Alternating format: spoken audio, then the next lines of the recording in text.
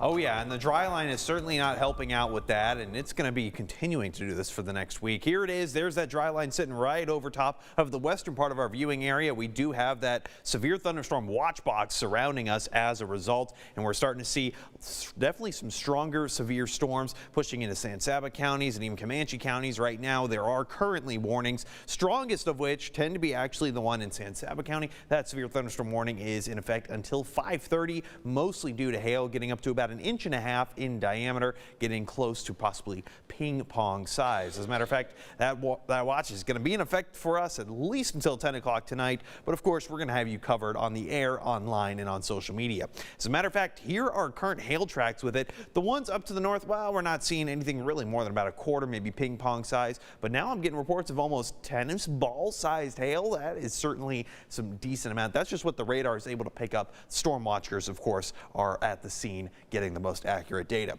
Severe outlook for the rest of the night. Well, we're under a level 2 risk, most of which is going to be, of course, for those damaging winds and that hail getting up to about 2 inches in diameter. Level 1 for I-45. I still can't rule out the chance of an isolated tornado. Granted, the chance is very low. Again, most of which is just going to be the wind and hail. Flooding risk is getting a little bit up there, and that's just mostly because of the heavy rain associated with much of that storm activity. 30% coverage for tonight, but we're not cooling down at all, even with the showers and thunderstorms, and it's because of those extremely strong winds from the south-southeast. It's going to continue to fuel our area with lots of moisture from the Gulf of Mexico. How about starting off your morning, maybe heading to the golfing course? You know what? Actually, not the worst day to do so if you can handle the heat. We might start off the day with an isolated sprinkle during the early part of the morning, but most of the storms will hold off until the very late evening. Here's what I got for the rest of tonight. Yeah, that is certainly not looking the most pretty, but that's what we can expect. It pushes out of our region mostly by 8 o'clock or so, pushing well into the Brazos Valley and past I-45.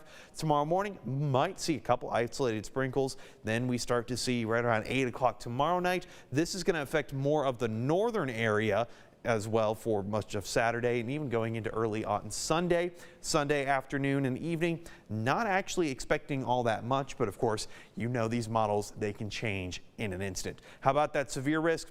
Up to level 2, mostly again just to the western side of I-35. But here's the good news. We can expect significant rainfall with how high these rain chances are being over the next couple of days. And of course, these warm temperatures and rain chances, they're not going away anytime soon.